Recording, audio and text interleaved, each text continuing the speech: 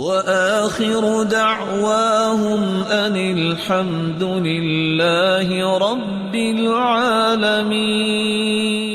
یہی وجہ ہے کہ عدل و انصاف تو صحابہ کرام کا شعار تھا، تمیز تھا۔ عائشہ رضی اللہ تعالی عنہ نے عروہ بن زبیر سے سنا کہ وہ حسان ابن ثابت کو سخت سست کہہ رہے ہیں، اور حسان ابن ثابت واقع افک میں ان کی بھی بات موجود تھی، انہوں نے بھی کچھ الفاظ بولے تھے۔ تو عائشہ رضی اللہ تعالی عنہ کا عدل و انصاف دیکھیے، کہا یا ابن اختی، میرے بھتیجے، دعہ فإنہ کان ینافح عن رسول اللہ صلی اللہ علیہ وسلم، میرے بھتیجے حسان ابن ثابت کو کچھ نہ کہو، یہ تو اللہ کے رسول صلی اللہ علیہ وسلم کی مدح میں اشعار بولتے تھے، اور آپ کی حسان ابن ثابت کو برا نہ کہو، یہ تو رسول اللہ صلی اللہ علیہ وسلم کے دفاع میں شعر بولا کرتے تھے۔ باوجود اس کے کہ عائشہ کے بارے میں حسان ابن ثابت رضی اللہ تعالیٰ عنہ کی زبان سے کلمات نکل گئے، لیکن عائشہ رضی اللہ تعالیٰ عنہ نے عدل و انصاف نہیں چھوڑا۔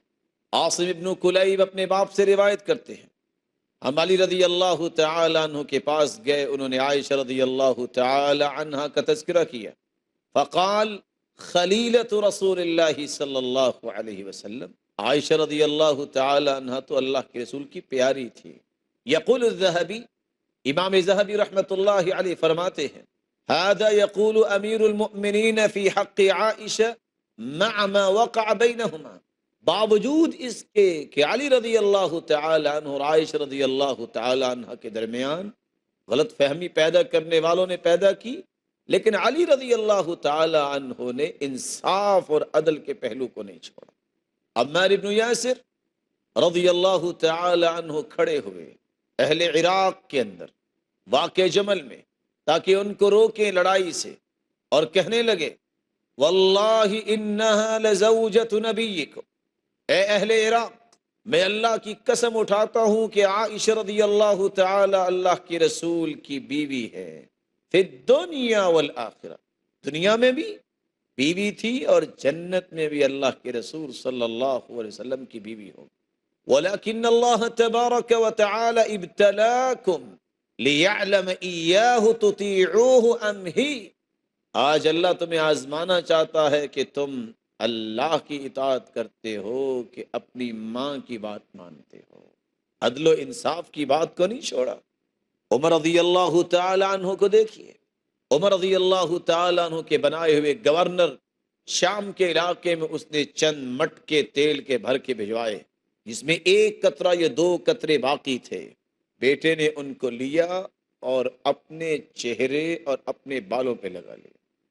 عمر رضی اللہ تعالی عنہ کا عدل و انصاف دیکھی، کہا تم نے کس طرح مومنوں کے مال سے یہ تیل آیا، یہ ان کا تیل تم نے استعمال کیسے کر لیا؟ قیامت کو اگر عمر سے پوچھ گچھ ہوگی تو عمر جواب کیا دے گا؟ اور اپنے بیٹے کو کھینچے اور حلاق کے پاس لے جا کے ان کے بال سر سے صاف کروا دیے۔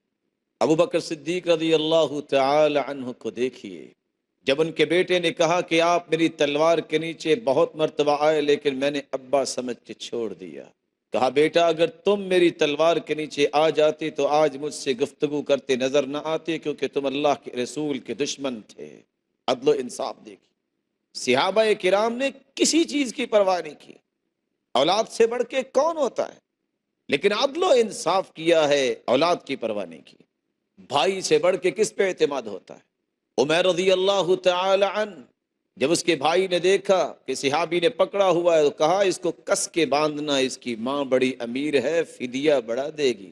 کہا میرے بارے میں کہہ رہے ہو، تم تو میرے بھائی ہو؟ کہا نہیں، اللہ کے رسول کی بات مانو گے تو تم میرے بھائی ہو۔